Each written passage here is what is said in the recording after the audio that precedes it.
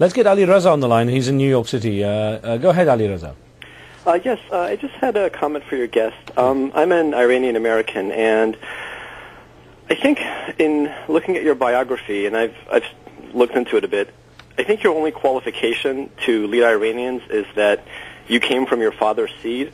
From what I can tell, you have no success in business, academia, or anywhere else. And I deeply resent that you think that your royal lineage, it gives you the right to be my leader. And I really wish that you would stop just aspiring to that position. I wish that you would just go away. Thank you. Ali.REZA, thanks. Let me put to you, Johannes, what's in terms of what you're doing now? What is it what role do you see yourself playing specifically now in the way Iran might change? And what sort of role do you envisage for yourself in the future, assuming there is a change? My goal is to have someone, for our latest caller, to have the freedom to say exactly what he said in our own country, where today he cannot. About somebody like me or whoever else he has an issue with. I'm fighting for the freedom of opinion of every Iranian citizen, regardless of what that opinion may be. So therefore, I think it's the idea that I'm fighting for, which is really what I put on the table for the Iranian people to decide upon. Whether or not I'm qualified for the job is up to them to decide. Clearly, this particular individual doesn't have a vote for me, but that's fine. I think the people of Iran at the right time will have to decide that. Let's focus on where we need to go, however. Are we content with the circumstances in our country today? Are the people today, the young sons and daughters of this revolution today, the next generation that is suffering under this regime, asking anything less for their right to decide for themselves? And if so, isn't it our duty to help them achieve that goal? That's what I'm trying to do, and that's all I'm doing at this time. Or I'm not running for office so that you question my qualifications, but focus on the message, and the message is, let's free Iran. You don't like the messenger, that's fine. Do you have a problem with the message? Ask that question, rather. Okay. I'm very interested in your idea about freeing Iran. Do you think that the Iranian population today would be open to the idea of you coming back, either as a monarch or as a political candidate? I'd like very much to hear your views on that. Okay. Now I'm going to ask you, Highness, to actually hold fire on the answer there, because we have to take a short break, but I want to get that answer as soon as we return. Welcome back. We're discussing the long-term impact of the Islamic Revolution in Iran, which took place 31 years ago, and examining how the government in Tehran is handling the demands for reform. Joining me is Reza Pahlavi, the heir to the Pahlavi dynasty that ruled Iran for 74 years until the Islamic clerics took power in 1979. He's joining us from Paris. Sir, just before the break, we had Rowena in the UK asking if you believe that the people of Iran could accept you or would take the view of you coming back either as a monarch or some kind of strong political figure. Well, look, again, let me focus on the job at hand today, and the only mission that I have set for myself in terms of what I believe my compatriots expect from someone like me is to liberate Iran and bring it to a point that we can freely elect a government of our choice. The demand in Iran today is, in the greatest majority that I can think of, in the last 30 years, of people from different walks of life and political persuasion, seems to be consolidated around a common denominator, a democratic secular alternative, and a parliamentary system of government. I think if the question is posed today in a national referendum, the majority of people would reject the current regime in favor of a change, at which point I think a Constituent Assembly will have to write a new constitution and debate the final form of this regime, beyond the content of it being a democratic parliamentary system, and leave that final choice to the people of Iran as to in what form this institution will be represented, either under a parliamentary monarchy, for instance, or a parliamentary republic. That debate will have to take place at the right time. Therefore, I don't think that it is fruitful at this point to bring in divisive issues rather than issues that unite us all if we believe in democracy and human rights. That is, I think, the common denominator of most freedom-seeking Iranians. Okay, Babak is on the line from Madrid. Babak, go ahead, please. Yes, Mr. Pahlavi is very clear about this vision, and I think it's very articulate. But my question is this.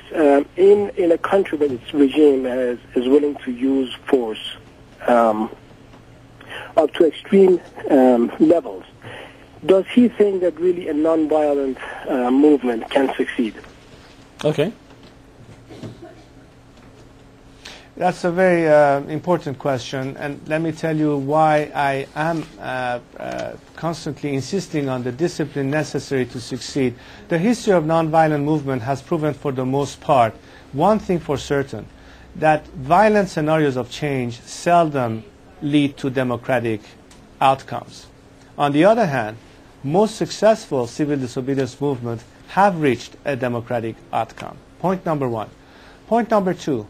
A critical element in transition of power is the direct participation of coercive forces as part of that transition, if we want to avoid bloodshed. Therefore, there has to be an option for such elements, case in point the Iranian regime today, to be able to see a survival for themselves beyond this regime. If they may be fearful that they are facing a vengeful society, chances of them peeling away for such regimes would be much less, and therefore the road to recovery and freedom much harder and certainly much bloodier. Therefore, it is important not only to believe that it is achievable under nonviolent civil disobedience, but it is a critical point of achieving beyond this change an atmosphere of national reconciliation in which you have a general amnesty, and I would even add to that the banning of capital punishment for good, particularly in the case of political, if you will, sort of crimes or whatever you want to call it. This has to be part of our perspective towards the future. I'm looking at South Africa as a good example, and I think in that case I don't see why we couldn't achieve it, because this is not just theory, but in practice we have seen elements of coercive forces, such as some members of the Revolutionary Guards, beginning to show doubt and remorse. And let's not forget one thing.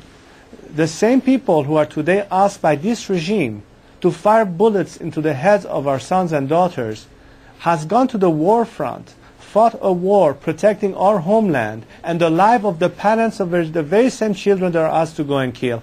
I don't think that would be tenable. I know there will be a shift of position, and they will join the people at the very end. I have no doubt that the Iranian people will prevail.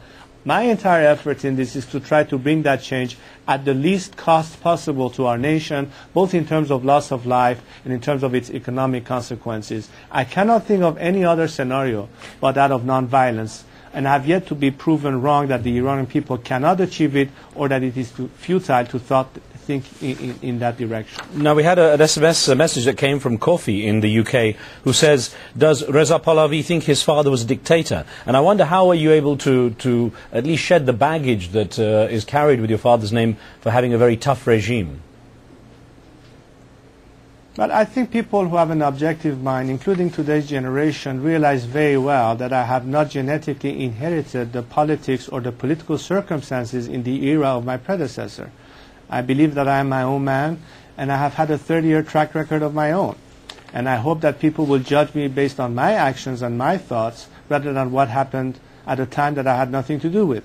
My vision is towards the future. I have described clearly what it is that I believe in terms of the option for our country, what I'm prepared to do in that response. I'm doing it primarily as a responsible and concerned Iranian citizen and a patriot. And I've always said it is up to my fellow compatriots to bestow upon me, if they so choose or if they believe that I can play a higher role in Iran in the future, to decide that then. Okay. But I know my mission now. And my mission is focused on bringing a process of liberalization with the help of all Iranians that are committed to this common joint effort, so we can bring freedom to our country as soon as possible and give a chance for the people of Iran to decide in complete freedom what it is that they really want for themselves and their future. That's all I can say at this stage, and that's the only focus of on my mind ever since I started 30 years ago. Okay, Oscar is in Virginia with a question. Oscar, what would you like to ask? Oh, good afternoon. It's such a pleasure to talk to Your Highness. My question was, first of all, to answer Ali-Reza from New York, is that at this junction, we really don't have anybody who's more qualified, actually with a clean record and without any type of an agenda, a personal agenda, I should say, except you, sir.